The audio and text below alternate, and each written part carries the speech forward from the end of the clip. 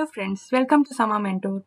तो आज की वीडियो में हम बात करेंगे एफएससी स्टूडेंट्स के एग्जाम्स के हवाले से, बिकॉज आपके एग्जाम्स में बहुत थोड़ा टाइम रह गया है और आप लोगों को कैसे प्रिपेयर करना चाहिए, कुछ टिप्स दूंगी मैं आपको इस वीडियो में, जिनसे आप अपनी तैयारी को इम्प्रूव कर सकते हो, आप अपनी प्रिपरेशन को एक प्रॉपर टाइम में कंप्लीट कर सकते हो और इसके अलावा आप अपने पेपर्स को भी कैसे इफेक्टिव तरीके से अटेम्प्ट कर सकते हो। तो इन सारी चीज़ों के बारे में हम आज की वीडियो में बात करेंगे, तो वीडियो को एंड तक देखना मत भूलिएगा और also please subscribe the channel so that आप कोई भी वीडियो मिस ना करो जो हम आपके कंटेंट से रिलेटेड बनाएं। राइट, सो वीडियो को शुरू करते हैं। Federal board of intermediate and secondary education ने डेट अनाउंस कर दी हुई है, आपके एग्जामिनेशंस की डेट शीट भी आ गई है और स्टूडेंट्स जो हैं काफ़ी परेशान हैं कि प्रिपरेशन कैसे करें, कैसे सिलेबस को अपने टाइम में कंप्लीट करें and all that, exam anxiety और इसके अलावा कोविड की सिचुएशन थी जिसकी वजह से स्टूडेंट्स उस तरीके से फोकस नहीं कर सके। इस चीज़ को मैं एडमिट करती हूँ। तो आप लोगों का चूंकि काफ़ी लॉस हुआ है, प्रॉपर क्लासेस उस तरीके से नहीं हो सकी, बार बार कॉलेजेस बंद हो जाते थे, तो जिस वजह से स्टूडेंट्स का ब्रेक आता रहा है बीच में और वो उस तरीके से फोकस नहीं कर सकते, फोकस स्टडी नहीं हो सकी। काफ़ी स्टूडेंट्स का काफ़ी सारा सिलेबस रहता है अभी प्रिपरेशन के लिए। तो मैं आपको कुछ टिप्स एंड ट्रिक्स बताऊंगी जिससे आप अपना सिलेबस कम टाइम में इफेक्टिव तरीके से कर सकते हो और उसको पेपर में एक अच्छे तरीके से अटेम्प्ट कर सकते हो। राइट, अच्छा, तो स्टूडेंट्स आजकल बहुत ज़्यादा परेशान हैं अपने सिलेबस को लेके, अपने कंटेंट को लेके, बट फिक्र की कोई बात नहीं है। All you need at this time is the smart study. आपको स्टार्ट से एंड तक पूरा टॉपिक नहीं पढ़ना, आपको पूरी बुक्स को हिफ्स नहीं करना, क्योंकि उसका आपको पेपर में कोई एडवांटेज नहीं होता। जो स्टूडेंट्स टॉप करते हैं, जो स्टूडेंट्स एक्सेल करते हैं, वो स्टूडेंट्स होते हैं जो स्मार्टली स्टडी करते हैं। वो स्टडी करते हैं उस हिसाब से, जिस हिसाब से उनसे पेपर में जिस तरह से उनको उसको अटेम्प्ट करना होगा। राइट, तो आप लोगों ने शुरू से आखिर तक नहीं पढ़ना। आपकी कोर्स की बुक आपकी कोई फेरी टेल या आपकी स्टोरी बुक नहीं है जिसको आपको शुरू से लेके एंड तक कंप्लीटली पढ़ना है। आपको उसको स्मार्टली स्टडी करना है, ठीक है। अच्छा, सबसे पहले तो एग्जाम्स की प्रिपरेशन अगर आप लोग अच्छे तरीके से करना चाहते हो तो आप लोगों को अपने मोबाइल फोन से बहुत दूर रहना होगा। आपको अपना एक टाइम पीरियड, आई नो आजकल स्टूडेंट्स जो हैं, यूथ हमारी, वो मोबाइल फोन्स के बगैर सोच भी नहीं सकती सर्वाइव करना। तो आपको क्या करना है, आपको अपने टाइम पीरियड को रिस्ट्रिक्ट करना है। अब आप लोगों लाइक हर टाइम आपके पास सेल फोन नहीं होगा कि थोड़ी देर बाद फिर नोटिफिकेशंस आ रहे हैं, आपके व्हाट्सएप पे मैसेजेस आ रहे हैं, फेसबुक पे आ रहे हैं और उससे फिर आपका क्या होता है कि अटेंशन बहुत ज़्यादा डाइवर्ट होती है, आप फोकस नहीं कर पाते हो। तो जिस टाइम पे आपने पढ़ने बैठना है 2 घंटे, 3 घंटे, 4 घंटे, उस टाइम पीरियड में फ़ोन आपके या स्विच ऑफ हो या साइलेंट हो या आपसे बहुत दूर हो, क्योंकि आई नो इस बंदे की नेचर है, थोड़ी देर बाद आपका दिल करता है कि चलो ओपन करके मैं देखता हूँ, किसी ने कोई हो सकता है चीज़ ना पूछी हो, इंपॉर्टेंट मैसेज ना कोई आया हो। बट जिस टाइम पे आपने फोकस होकर स्टडी करनी है, मोबाइल आपसे बहुत दूर होने चाहिए। चाहे आप अपनी मदर को दे दो या अपने किसी सिबलिंग को दे दो या किसी कबर्ड में लॉक कर दो उस टाइम पीरियड के लिए अपने सेल फोन्स को, ठीक है। तो सेल फोन से आपने बहुत दूर रहना है अगर आप अपने पेपर्स अच्छे तरीके से देना चाहते हो। राइट, सेकेंडली आपने अपने गोल्स को हाई रखना है। अब स्टूडेंट्स क्या होते हैं, वो पहले कहते हैं यार मुझे तो कुछ भी नहीं आता, मैं तो इस दफा कंफर्म फेल हो जाऊंगा, ठीक है। ये नहीं आपने सोचना, आपने अपना बेस्ट देना है, ठीक है। अपना बेस्ट देना है, अपनी तमाम एफर्ट आपने इसमें लगानी है और रिजल्ट को आपने अल्लाह ताला पे छोड़ देना है। राइट, आपको अपनी एफर्ट का रिवॉर्ड जरूर मिलेगा, इस चीज का कॉन्फिडेंस होना चाहिए आपको।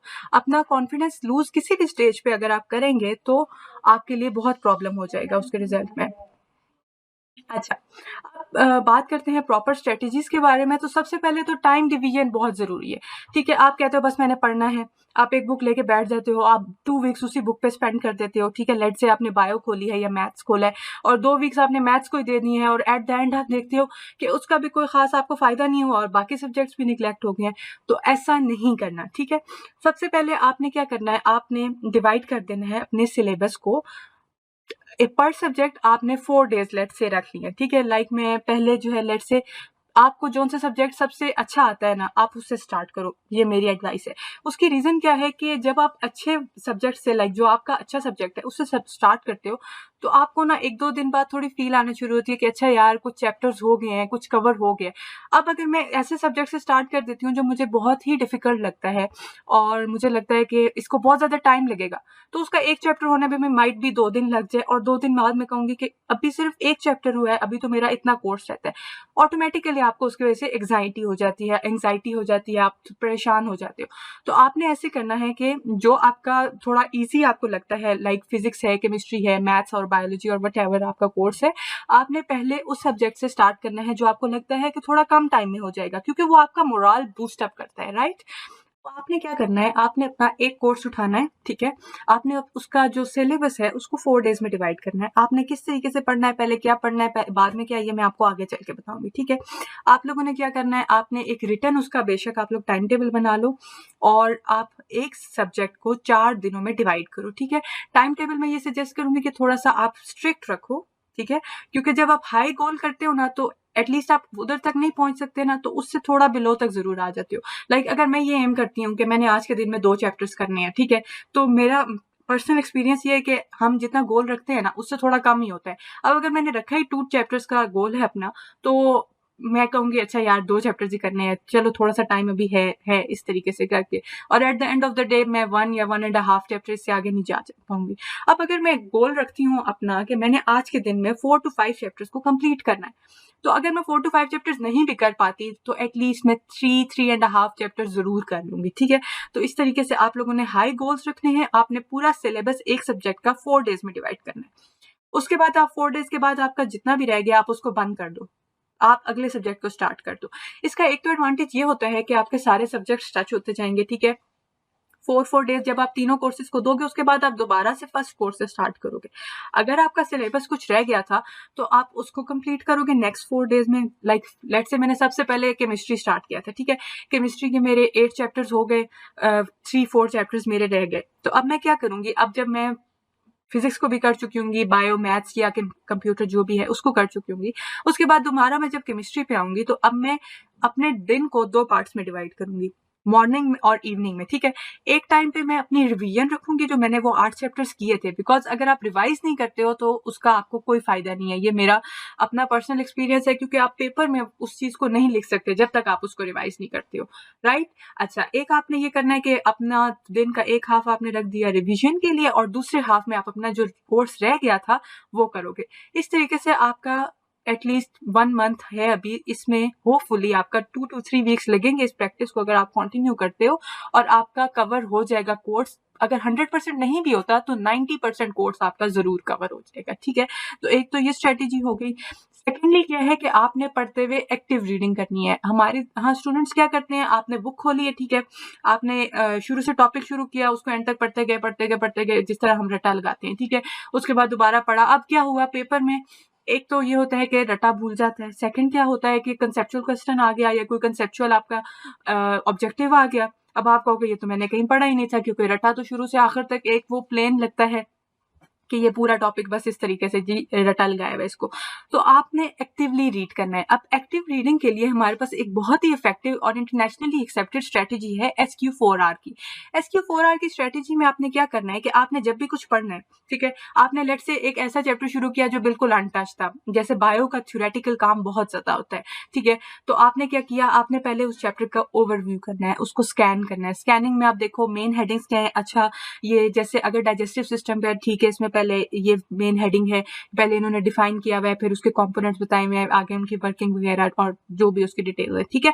आपने क्या करना है, उनकी हेडिंग्स देखनी है, सब हेडिंग्स देखनी है, उसके बाद आपने उनके फिगर्स देखने हैं। उससे आपके दिमाग में क्या होगा कि उस चैप्टर की एक रफ सी पिक्चर बन जाएगी, जनरेट हो जाएगी, जिसको आप माइंड में रख के आगे उसको पढ़ सकते हो। सेकेंड थिंग जो मोस्ट इंपॉर्टेंट है वो है क्वेश्चनिंग। जब आप कोई भी लाइन पढ़ो तो आप उसको पैसिवली बस पढ़ते जाओ, मी इस तरीके से नहीं पढ़ना। आपने एक लाइन पढ़ी है, आप उस पे क्वेश्चंस जनरेट करो। आप सोचो कि ऐसा है तो ऐसा क्यों है, ठीक है? और ऐसा है तो ऐसा मैंने पीछे कहाँ पढ़ा था। इस तरीके से आप उसको जब लिंक्स बना के पढ़ते हो और एक्टिवली, मतलब आप पढ़ते हुए ऐसे पढ़ो कि जैसे आप किसी को पढ़ा रहे हो, ठीक है।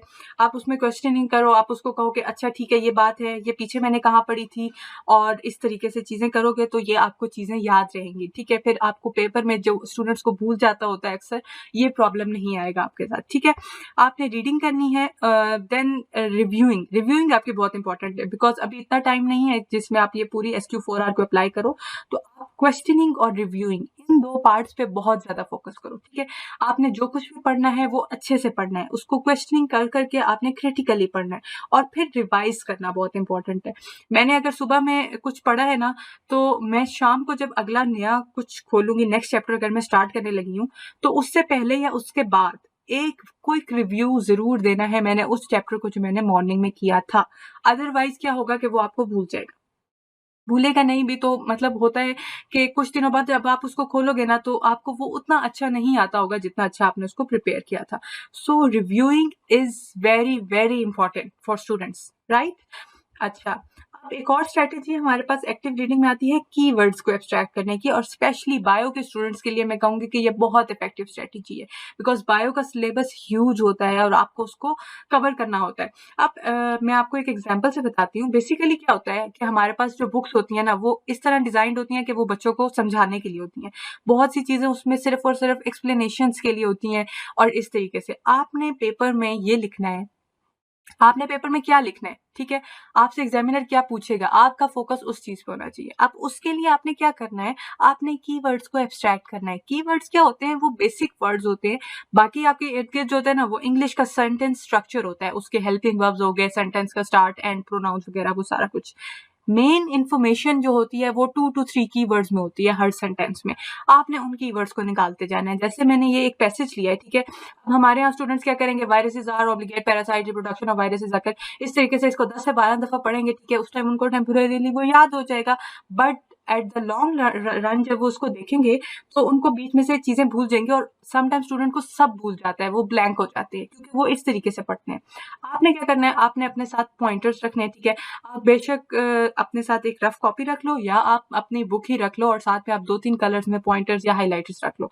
आपने क्या करना है, आपने पढ़ना है reproduction of viruses occurs in living cells of the host. अब आपको पूरे सेंटेंस में क्या याद रहना चाहिए कि रिप्रोडक्शन की बात हो रही है, कहाँ पे हो रही है, लिविंग सेल्स में। फिर सेकंड क्या है, viruses can not reproduce on their own. अब इसमें से दूसरा पॉइंट आ गया, can not reproduce on their own, ठीक है। अच्छा, अब उसके बाद बताया हुआ कि वो कैसे करेंगे, दे मस्ट इन्वेड सेल्स, इसमें से इन्वेजन ऑफ सेल होगी फर्स्ट स्टेप। फिर क्या होगा, टेक ओवर मशीनरी सेकंड हो गया, instruct the machinery to build enzymes third हो गया, ठीक है। उसके बाद copy the viral genetic material, ये फोर्थ पॉइंट हो गया, and then they leave the host cell, fifth point हो गया। और सिक्स पॉइंट हो गया कि they block the synthesis of any host DNA और आरएनए प्रोटीन। सही है। इस तरीके से अब क्या हुआ कि इस पूरे पैसेज को मैंने अभी आगे ये 5 स्टेप्स इसके दिए हुए, इन सबको मैंने ब्रेक कर लिया कुछ कीवर्ड्स में। अब मैं आपको दिखाती हूँ इसके कीवर्ड्स कैसे निकलेंगे। तो इस तरीके से बुलेट्स में आप लिखो कि रिप्रोडक्शन ऑफ वायरस है, ठीक है, टेक प्लेस हो रहा है लिविंग ऑर्गेनिज्म में, रिप्रोड्यूस ऑन देयर ओन नहीं हो सकते।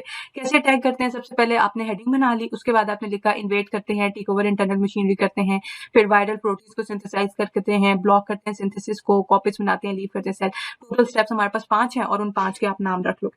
अब ये मैंने एक पैसेज की एग्जांपल दी है, ठीक है। अब देखने में तो ये लग रहा है कि ये लंबा हो गया, बट एक्चुअली देखो तो इसको याद करना बहुत इजी है एज कम्पेयर टू इस पैसेज को याद करना, और इसको आप भूल जाओगे इसके चांसेस बहुत ज्यादा है as compared to this strategy, ठीक है।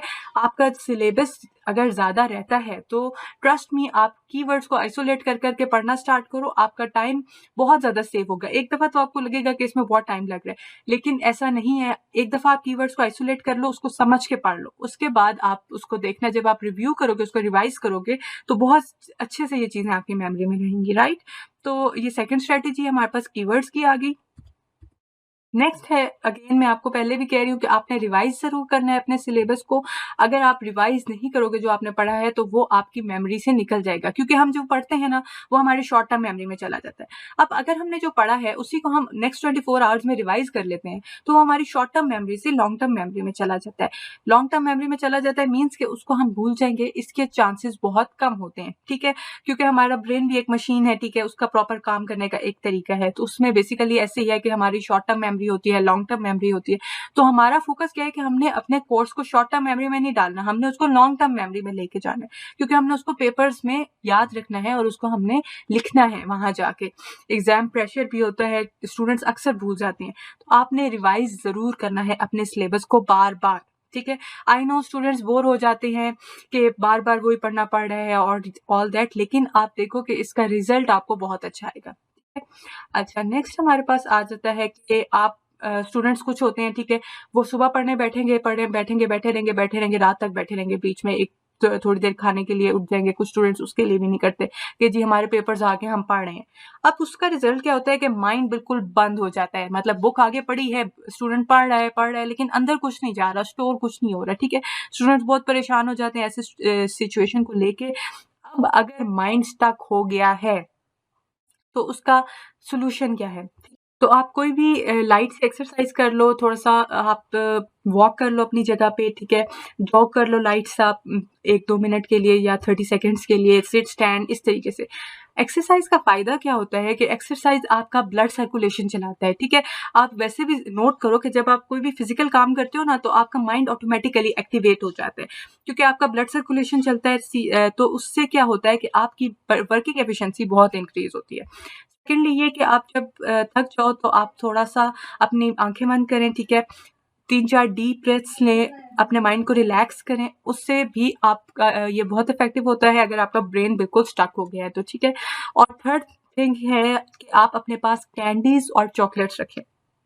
अगर आप मतलब थोड़ी देर बाद पढ़ते हुए 1 घंटे 2 घंटे बाद आप थोड़ी सी रिफ्रेशमेंट इस तरह से साथ ले लो, मीठा भी आपके माइंड को बहुत ज़्यादा एक्टिवेट करता है और आपकी ये स्टडी में आपकी एफिशिएंसी को, ये 3 टेक्निक्स अगर आप यूज़ करते हो तो आपकी स्टडी की एफिशिएंसी बहुत ज़्यादा इंप्रूव हो जाएगी। ठीक है, और इसके अलावा चौथी चीज़ ये कि अपनी स्लीप टाइम को पूरा करें।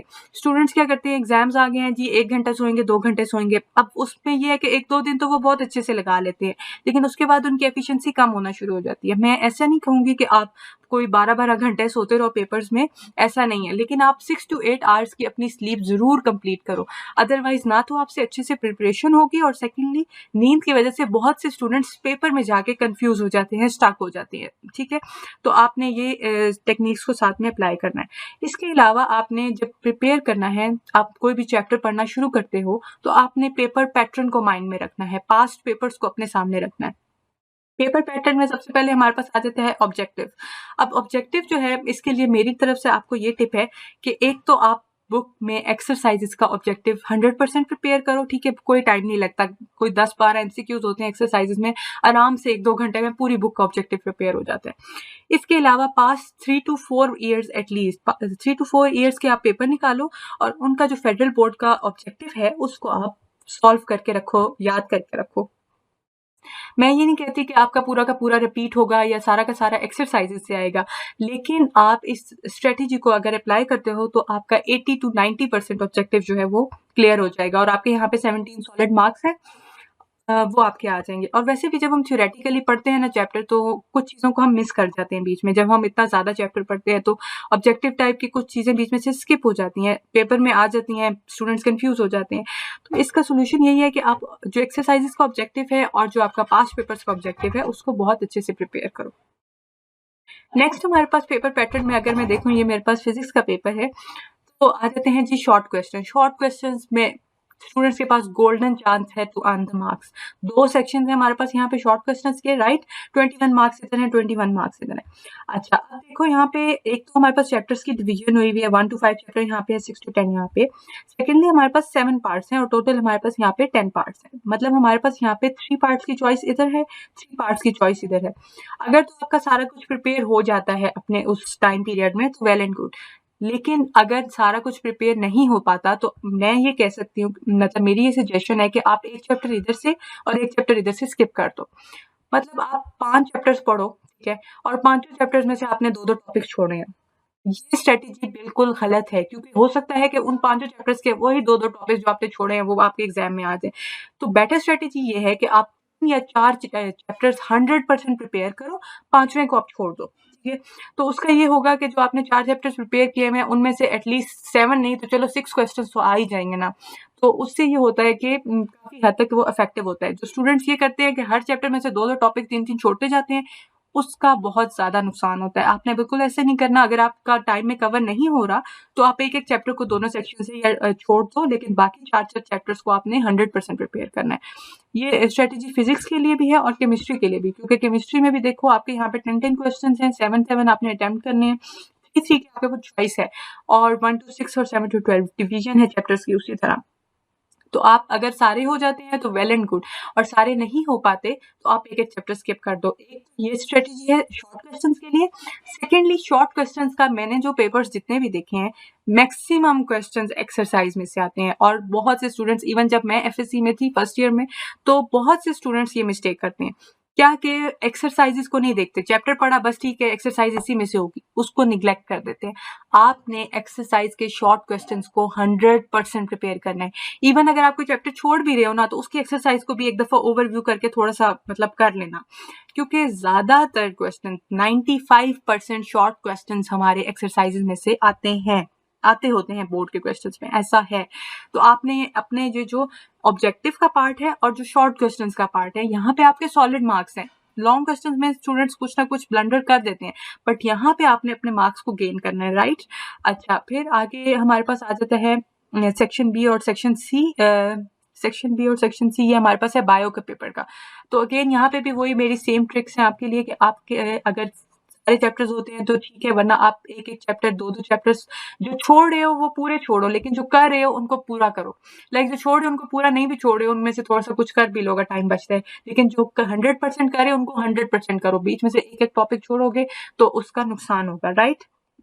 ये हमारे पास आ गई शॉर्ट क्वेश्चंस की। अब हमारे पास लॉन्ग क्वेश्चंस में आपको सब कुछ मेमोराइज नहीं करना, आपने क्रैमिंग नहीं करनी, आपने स्मार्ट स्टडी करनी है, आपने कीवर्ड्स को एक्सट्रैक्ट करना है, आपने मेन हेडिंग्स को याद रखना है, आपने पॉइंट्स को याद रखना है। अब अगर आपका केमिस्ट्री का अगर लॉन्ग क्वेश्चंस हैं या फिजिक्स के हैं, उनमें तो बहुत ही आसान ट्रिक है। आपने डेफिनेशन, मेन डेफिनेशन कर लो, जिस साइंटिस्ट ने की साइंटिस्ट का नाम करो, साइंटिस्ट की वो करो, डेट करो। डेरिवेशन है तो डेरिवेशन कर लो, फॉर्मूला है तो फॉर्मूला कर लो, एक आध एग्जाम्पल अपनी वर्डिंग में कर लो। इस तरह से आपने पढ़ना है। आपने शुरू से आखिर तक पूरा टॉपिक याद करके नहीं रखना लॉन्ग क्वेश्चंस के लिए। और अगर लॉन्ग क्वेश्चंस में ऐसा हो जाता है कि लाइक ऐसा क्वेश्चन आ जाता है जो आपको लगता है कि आपको ये नहीं आता, तो उसको छोड़ो नहीं। आपने हो सकता है कि उससे रिलेटेड कुछ शॉर्ट क्वेश्चंस भी याद किया हो सकता है आपको एक फॉर्मूला ही आता हो उस सवाल में और कुछ भी ना आता हो, तो आप एटलीस्ट उस सवाल को अटेम्प्ट जरूर करो। बिल्कुल छोड़ देने से, एक जीरो लेने से बेटर है कि अगर आपको जो कुछ भी आता है ना, मतलब आपको उस सवाल से रिलेटेड अगर बहुत थोड़ा भी आता है तो आप उसको लिख जरूर दो, अटेम्प्ट जरूर करो क्वेश्चंस को, बिल्कुल भी छोड़ ना दो, ठीक है। वो आपके लिए नुकसानदेह है। देन आगे सेकेंड ईयर के ये पेपर्स के मैंने थोड़े सैंपल्स लिए थे, इनके लिए भी सेम मेरे पास टिप्स हैं कि आप अपने ऑब्जेक्टिव को प्रिपेयर करो from exercises and from the past 4 year papers. बहुत अच्छे से प्रिपेयर करो इन दो चीजों को। आपका 90% ऑब्जेक्टिव, 95% ऑब्जेक्टिव जरूर हो जाएगा इससे। अच्छा, और शॉर्ट क्वेश्चन में अगेन आपके इसी तरह से डिवीजन हुई हुई है यहाँ पे चैप्टर्स की। यहाँ पे से आप एक चैप्टर स्किप करना चाहते हो, यहाँ से करना चाहते हो, कर लो अगर आपका सिलेबस कंप्लीट नहीं हो रहा। लेकिन आप जिनको कर रहे हो उनको 100% करो, और अपने जो एक्सरसाइज के शॉर्ट क्वेश्चन है उनको 100% करो जरूर, ठीक है। ये फिजिक्स, केमिस्ट्री इन सारों के यही है। और लॉन्ग क्वेश्चंस के लिए अगेन सेकंड ईयर के स्टूडेंट्स के लिए भी मेरी यही टिप है कि आपने सब कुछ को मेमोराइज नहीं करना, आपने अपने कीवर्ड्स पे फोकस करना है। और अगर उसका ये एडवांटेज है ना कि अगर आपको पूरा टॉपिक भूल भी जाता है, आपको कुछ कीवर्ड्स याद रह जाते हैं, ठीक है, आप थोड़ी सी उसमें इंग्लिश लगा के अपनी थोड़ा सा डायग्राम बना दो, साथ कुछ कर दो, कोई फॉर्मूला लिख दो, एटलीस्ट कुछ ना कुछ आप वहां पे लिखाते हो, सही है। अच्छा, नेक्स्ट हम कुछ और टिप्स की बात करेंगे, जो पेपर सॉल्विंग। ये तो थी ना कि प्रिपरेशन कैसे करनी है, आपने इन चीजों को सोच के आपने करना है अपने तैयारी को। अब जब आपने पेपर को सॉल्व करना है तो उसमें आपने कुछ चीजों को माइंड में रखना है। अब वो चीजें हमारे पास क्या है, एक तो माइंड मैपिंग। अगर आपके पास कोई क्वेश्चन आया है तो आप ऐसा करो कि आपकी जो एग्जाम की आंसर कॉपी होती है, ठीक है, उसके लास्ट के 1-2 पेजेस को आप रफ वर्क के लिए रख लो। उसके ऊपर ना आप पेंसिल से जल्दी जल्दी रफ राइटिंग में ना पॉइंट्स लिख लो कि अब ये है तो इसमें क्या है, डेफिनेशन है, फॉर्मूला, उसका रफ सा लिख लो। डेफिनेशन ये नहीं कि पूरे डेफिनेशन उधर लिखने बैठ जाओ कि इसमें पॉइंट्स क्या क्या है, डेफिनेशन है, इसकी डेरिवेशन आएगी। अच्छा, इस क्वेश्चन में हमने एक डायग्राम भी की थी, एग्जाम्पल। उसका ये फायदा होता है कि जब आप लिखने लगते हो ना तो चीजें भूल जाती होती हैं, लेकिन जब आपने उसकी मेन हेडिंग्स को माइंड मैप की फॉर्म में लिखा हुआ होगा, अटेम्प्ट करने से पहले 10-20 सेकंड्स आप इस काम में लगाओ, बहुत ज्यादा टाइम वेस्ट ना करो। तो उसका ये एडवांटेज होता है कि आप कोई इंपॉर्टेंट चीज़ स्किप नहीं करते हो जल्दी-जल्दी जब आप उसको अटेम्प्ट कर रहे होते हो। एग्ज़ाम का प्रेशर भी होता है, स्टूडेंट्स अक्सर आती हुई चीज़ों को स्किप कर देते हैं। तो उसका यही हल है कि एक तो पहले आपने पेपर को 3 दफ़ा पढ़ना है, ठीक है? अपने आप को रिलैक्स करना है, बिल्कुल पैनिक नहीं करना और उसके बाद आपने माइंड मैपिंग करनी है। फिर जब आपने लिखना स्टार्ट करना है तो आपने टू द पॉइंट लिखना है। स्टूडेंट्स बहुत लंबी-लंबी कहानियाँ लिख देते हैं, ठीक है? उसका एग्ज़ामिनर पे बहुत बुरा इंप्रेशन पड़ता है और वो बिल्कुल मार्क्स नहीं देता। अगर आपसे डेफिनिशन पूछी गई है तो कोई ज़रूरत नहीं है आपको उसकी ब्रांचेज़ बताने की या आगे फर्दर एक्सप्लेनेशन देने की। आपसे जितना पूछा गया, अगर आपसे फ़ॉर्मूला पूछा गया, आप फ़ॉर्मूला लिखो, ठीक है? पूरा उसको डिराइव करने की ज़रूरत नहीं है, टू द पॉइंट लिखना है आपने। क्योंकि आपने इस तरह से स्टूडेंट्स ये होता है कि बहुत डिटेल देना शुरू कर देते हैं एक क्वेश्चन में और उनके एंड पे कुछ क्वेश्चंस रह जाते हैं। एक तो ये डिसएडवांटेज इसका, दूसरा ये कि इंप्रेशन बुरा पड़ता है एग्जामिनर के ऊपर। इसके अलावा स्टूडेंट्स आपने राइट क्वेश्चन नंबर देना बिल्कुल नहीं भूलना। जो क्वेश्चन नंबर आपका एग्जाम पेपर पे है, आपने अपनी आंसर शीट पे वही क्वेश्चन नंबर देना है लाजमी। आपने अपने पेपर प्रेजेंटेशन को बहुत अच्छा रखना है, ठीक है? अब अगर आपके पास आ गया है डिफरेंस, आपने डिफरेंस का कॉलम बनाओ, ठीक है? कॉलम बना के प्रॉपर्ली करो, हेडिंग्स डालो सेपरेट मार्कर से, मतलब आप साथ मार्कर रखो अलग हेडिंग डालने के लिए, थोड़ा सा बीच में स्पेसिंग छोड़ो, एक-एक लाइन, मतलब अगर आपके पास जगह है तो, और नीटली पेपर को अटेम्प्ट करो। आपके क्वेश्चन नंबर्स बहुत क्लियरली लिखे हुए होने चाहिए। क्वेश्चन खत्म हो तो वहाँ पे आप एक अपनी लाइन लगा दो कि यहाँ पे जी क्वेश्चन खत्म हो गया। इस तरीके से थोड़ा-सा देखने में पेपर की अच्छी लुक आए ताकि एग्जामिनर पे उसका अच्छा इंप्रेशन पड़े, ठीक है? अच्छा, इसके अलावा आप सिंपल डायग्राम्स ड्रॉ करने की ज़रूर कोशिश करो। हमारे यहाँ अक्सर स्टूडेंट्स ये करते हैं, सारा कुछ याद कर लिया, डायग्राम छोड़ दी, ग्राफ छोड़ दिया, आखिर में देखेंगे, आखिर में टाइम ही नहीं बचा। चलो कोई नहीं, खैर है। ऐसा नहीं करना। अगर आप सिंपल डायग्राम्स, ऐसे नहीं कि आप बहुत स्केल से रख के बहुत neat and fine diagrams paper में ड्रॉ करना शुरू कर दो। रफली, इवन मैं जिस पॉइंटर से पेपर अटेम्प्ट कर रही होती थी, उसी पॉइंटर से मैं अपनी डायग्राम्स को ड्रॉ कर देती थी और बहुत रफ सा लेबल कर देती थी। डायग्राम्स आपको मार्क्स गेन करने में बहुत हेल्प करती हैं और इसके लिए सिंपल सा सोल्यूशन क्या है कि जब आप कोई भी टॉपिक प्रिपेयर कर रहे हो, उससे रिलेटेड कोई भी सिंपल सी डायग्राम है, लेट्स से एक बीकर ही बना है, आपने उसको साथ में प्रिपेयर करते हुए ड्रॉ जरूर करना है, उसकी प्रैक्टिस जरूर करनी है। बहुत नीट एंड क्लीन डायग्राम की नहीं जरूरत, आपको जस्ट प्लेन पता होना चाहिए, मतलब आपकी डायग्राम ऐसे हो कि आपको पता चल रहा हो कि ये बनाया हुआ क्या है, ठीक है? इससे ज्यादा खूबसूरती की बिल्कुल भी जरूरत नहीं है और आपने उसमें उसकी क्लियर लेबलिंग होनी चाहिए पेपर के अंदर, राइट? अच्छा, इसके अलावा आपने कोई क्वेश्चन छोड़ना नहीं है। जैसे मैंने आपको पहले भी कहा, आपको कुछ भी नहीं आता, आपको एक लाइन आती है, उस क्वेश्चन में 2 लाइन्स आती हैं, आपके माइंड में कुछ भी आ रहा है ना, तो आपने उसको लिख देना है। और दूसरा ये कि आपको अगर कोई क्वेश्चन नहीं आता तो उसको लेके नहीं बैठ जाना, उसके लिए जगह छोड़ दो या उस क्वेश्चन को छोड़ दो, एंड पे इसको पे आऊंगा।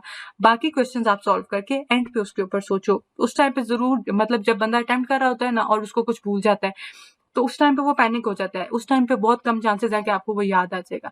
लेकिन अगर आप उसको छोड़ दो, रिलैक्स कर दो, बस ठीक है, कुछ नहीं होता, बाकी क्वेश्चंस आप अटेम्प्ट करके एंड पे उसको आओ, तो बहुत ज्यादा दफा मेरे साथ ऐसा हुआ है कि वो मुझे याद आ जाता है या उसमें एटलीस्ट कुछ ना कुछ जरूर माइंड में आ जाता है कि यहाँ पे क्या लिखा जाए। तो आपने लीव नहीं करना किसी क्वेश्चन को और पैनिक नहीं करना अगर आपको कोई क्वेश्चन नहीं आता तो, और उसके ऊपर अपना टाइम वेस्ट नहीं करना। इसके अलावा वही बात कि आपने बेस्ट को फर्स्ट करना है, मतलब कि अगर आपने बी सेक्शन स्टार्ट किया ना, तो आप पहला क्वेश्चन वो करो जो आपको सबसे अच्छा आता हो। ये नहीं कि आप पहला क्वेश्चन ही ऐसा करो कि जो आपको आधा आता था, आधा आपने कटिंग कर दिया, आधा आपने गलत लिख दिया, वो एग्जामिनर पे ऐसे इंप्रेशन जाता है कि स्टूडेंट को नहीं आता। अगर आप शुरू के 3-4 क्वेश्चन अच्छे अटेम्प्ट करते हो तो उससे आपके एग्जामिनर पे अच्छा इंप्रेशन जाता है कि मतलब बच्चा लाइक इसको आता है, इस तरह का ना। तो आपने बेस्ट को पहले करना है, लेकिन ऐसा नहीं है कि आप सेक्शंस को मिक्सअप कर दो। मतलब बी सेक्शन आपने शुरू किया है तो पहले बी सेक्शन को कंप्लीट करो। ये ना हो कि आप 2 सवाल बी सेक्शन के कर रहे हो, फिर आपने एक सी का कर दिया, फिर 2 डी के कर दिए। उसमें एक तो पेपर चेकिंग में मसला होता है, दूसरा समटाइम्स स्टूडेंट्स कुछ क्वेश्चन स्किप कर जाते हैं, छोड़ देते हैं, मतलब बीच में रह जाते हैं उनसे। तो आपने बेस्ट को फर्स्ट करना है, but mixing up of sections नहीं करने, ठीक है? तो ये कुछ टिप्स एंड ट्रिक्स थी पेपर सॉल्विंग और पेपर प्रिपरेशन से रिलेटेड। होपफुली ये आपके लिए बहुत हेल्पफुल होंगी। और अगर आप लोग चाहते हो कि किसी टॉपिक के ऊपर कोई चैप्टर है या कोई टॉपिक या कोई न्यूमेरिकल्स वगैरह जो आपको शॉर्ट टाइम में प्रिपेयर करवा दिए जाएं, तो आप हमें कमेंट सेक्शन में उससे रिलेटेड बताएं, हम आपको उस पर वीडियो प्रिपेयर करके देंगे। एंड बेस्ट ऑफ लक सारे स्टूडेंट्स के लिए। होपफुली कि आप लोग बहुत अच्छे से परफॉर्म करोगे अपने पेपर्स के अंदर, और इन सारी टिप्स और ट्रिक्स को आपने अपने माइंड में रखना है ताकि आप अपने पेपर्स में बहुत अच्छे से परफॉर्म कर सको।